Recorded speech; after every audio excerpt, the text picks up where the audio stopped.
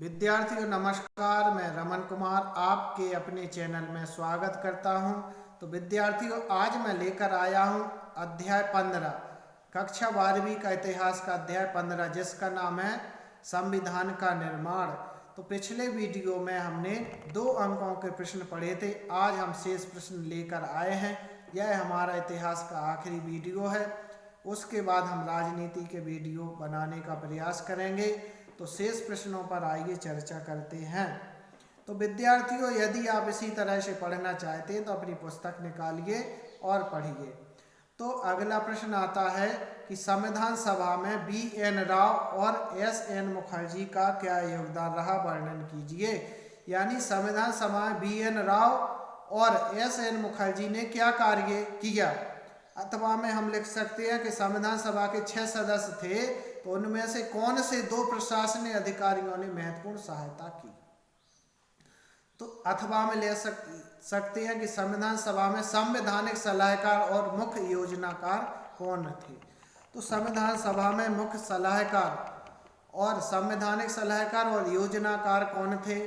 अथवा में हमने लिया है कि संविधान सभा के जो 6 सदस्य थे उनमें कौन से 2 प्रशासनिक अधिकारियों ने महत्वपूर्ण सहायता की, या बी.एन. राव और एस.एन. मुखर्जी ने क्या योगदान दिया, इनके क्या कार्य थे।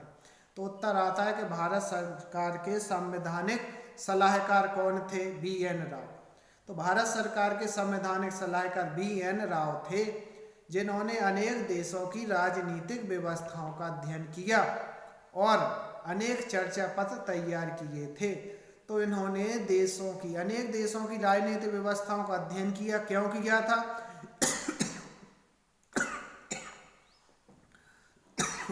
क्योंकि संविधान का निर्माण होना था।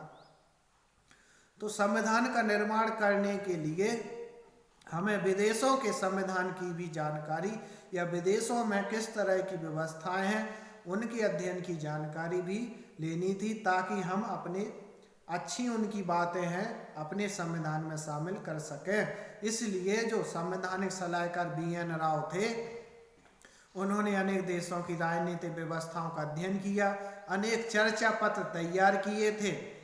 और दूसरे अधिकारी थे एस.एन. मुखर्जी। यह मुख्य योजनाकार थे, योजनाएं बनाते थे। तो यह जटिल प्रस्तावों को स्पष्ट वैदिक भाषा में व्यक्त करते थे। तो यह जो कठिन प्रस्ताव थे उनको सरल वैदिक का मतलब संवैधानिक भाषा में उनको व्यक्त करते थे। तो इस तरह से ये 2, एक सलाहकार थे और एक योजनाकार थे। सलाहकार थे बी.एन. राव और योजनाकार थे एस.एन. मुखर्जी। ये दोनों संवैधानिक कार्य करते थे। तो फिर अगला प्रश्न आता है उद्देश्य प्रस्ताव। उद्देश्य प्रस्ताव कब और किसने पेश किया। तो उद्देश्य प्रस्ताव पंडित जवाहरलाल नेहरू ने 13 दिसंबर 1946 को संविधान सभा के सामने पेश किया था। तो पंडित जवाहरलाल नेहरू ने 13 दिसंबर 1946 को उद्देश्य प्रस्ताव पेश किया था। यह एक ऐतिहासिक प्रस्ताव था जिसमें स्वतंत्र भारत के संविधान के मूल आदर्शों की रूपरेखा प्रस्तुत की गई थी। तो उद्देश्य प्रस्ताव में स्वतंत्र भारत के संविधान के मूल आदर्शों की रूपरेखा प्रस्तुत की गई थी। अगला प्रश्न लेते हैं कि संविधान सभा ब्रिटिश साम्राज्यवाद का स्याह किसे दिखाई देता है। स्याह किसे दिखाई देता है। तो संविधान सभा ब्रिटिश साम्राज्यवाद का स्याह किसे दिखाई देता था। तो संविधान सभा के कम्युनिस्ट सदस्य सोमनाथ लाहिड़ी को संविधान सभा की चर्चाओं पर ब्रिटिश साम्राज्यवाद का स्याह दिखाई देता था। उन्होंने सदस्यों तथा आम भारतीयों से यह आग्रह किया था कि वे साम्राज्यवादी शासन के प्रभाव से खुद को पूरी तरह से आजाद करें। तो इस तरह से संविधान सभा में ब्रिटिश साम्राज्यवाद का स्याह किसे दिखाई दिया। तो संविधान सभा के सदस्य थे, कम्युनिस्ट सदस्य थे सोमनाथ लाहिड़ी। तो स्याह का अर्थ यह है कि ब्रिटिश साम्राज्य तो समाप्त हो गया, लेकिन लेकिन उसकी जो साया यानी परछाई है वो आज भी मौजूद है। तो इसको पूरी तरह से समाप्त करना है, मतलब उनकी जो नियम कानून है उनको पूरी तरह से आज़ाद करना है। तो उन्होंने कहा था आग्रह किया था कि वे भारतीयों से कि वे साम्राज्यवादी शासन के प्रभाव से खुद को पूरी तरह से आज़ाद करें। फिर अगला प्रश्न आता है कि भारतीय संविधान में अनुच्छेद 356 का अर्थ बताइए। तो अनुच्छेद 356 की व्याख्या कीजिए, अर्थ क्या है। तो 356 में गवर्नर की सिफारिश पर केंद्र सरकार को राज्य सरकार के सभी अधिकार अपने हाथ में लेने का अधिकार दिया था।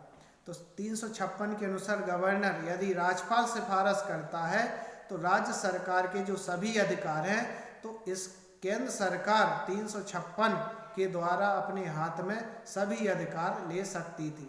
तो 356 में राज्यपाल की सिफारिश से केंद्र सरकार किसी भी राज्य के सभी अधिकार अपने हाथ में लेने का अधिकार था। अगला प्रश्न, हिंदुस्तानी भाषा किसे कहा जाता है, किसे कहते हैं हिंदुस्तानी।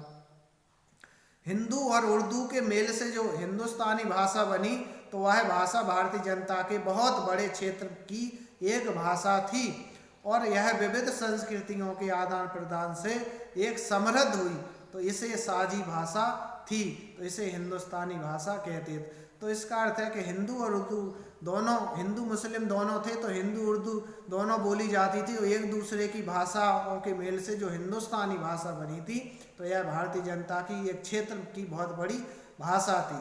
तो और विभिन्न संस्कृतियों के आदान प्रदान से समृद्ध हुई थी और यह एक दूसरे को यह भाषा साझा भाषा हुई, तो इसीलिए इसे हिंदुस्तानी भाषा कहा गया है। अगला प्रश्न आता है कि संविधान के मसौदे में विषयों की कितनी सूचियां बनाई गई थी। तो संविधान के मसौदे में विषयों की सूचियां कितनी थी। तो उत्तर आता है कि संविधान के मसौदे में केंद्रीय सूची, राज्य सूची, समवर्ती सूची, यह 3 सूचियां बनाई गई। कौन कौन सी? केंद्रीय सूची, राज्य सूची और समवर्ती सूची। पहली सूची के विषय, केंद्रीय सूची के विषय केवल केंद्र सरकार के अधीन होने थे और राज्य सूची के विषय केवल राज्य सरकारों के अंतर्गत आते थे और जो समवर्ती सूची थी इसके विषय केंद्र और राज्य दोनों की साझा जिम्मेदारी थी। अगला प्रश्न, संविधान किसे कहते हैं, आधारभूत कानून किसे कहा जाता है। तो संविधान एक ऐसा लिखित कानून है जो स्रोत के रूप में, यानी स्रोत माने ऐसा साधन है जो यह बताता है कि कौन से नियमों और सिद्धांतों के अनुसार सरकार को कानून बनाने चाहिए, इसे आधारभूत कानून भी कहा जाता है। तो संविधान किसे कहते हैं, संविधान एक लिखित कानून है जो ऐसे साधन के रूप में है तो यह बताता है कि कौन से नियम और सिद्धांतों के अनुसार सरकार कानून बनाने चाहिए और इसे आधारभूत कानून भी कहा जाता है, इसलिए इसे संविधान कहते हैं। तो संविधान को जीवित आलेख क्यों कहा जा सकता है। तो संविधान को जीवित आलेख इसलिए कहा जा सकता है क्योंकि यह क्रियाशील संस्थाओं, अपेक्षाओं तथा आकांक्षाओं के साथ लगातार विकसित रहता है, इसलिए इसे जीवित आलेख कहते हैं। मतलब यह हमेशा क्रियाशील संस्थाओं और अपेक्षाओं और आकांक्षाओं के साथ हमेशा यह विकसित होता रहता है, इसलिए इसे जीवित आलेख कहा जाता है। संविधान को कब पारित किया गया, कब लागू किया गया, बता चुके हैं। 26 जनवरी 1949 को पारित किया और 26 जनवरी 1950 को इसे लागू किया। तो संविधान सभा की भाषा समिति ने हिंदी को कौन सी भाषा माना है। तो संविधान सभा की समिति ने हिंदी को राष्ट्रभाषा की जगह राजभाषा कहकर विभिन्न पक्षों की भावनाओं को शांत करने और उनकी स्वीकृति समाधान पेश करने का प्रयास किया। तो संविधान सभा की जो भाषा समिति है उसने हिंदी को कौन सी भाषा माना। तो संविधान सभा की समिति ने हिंदी को राष्ट्रभाषा नहीं माना, राष्ट्रभाषा नहीं माना, तो राष्ट्रभाषा की जगह राजभाषा कहा है। क्यों? क्योंकि जो विभिन्न पक्षों की जो भावनाएं थी उनको शांत करके और उनकी सभी की स्वीकृत समाधान पेश करने का प्रयास किया है।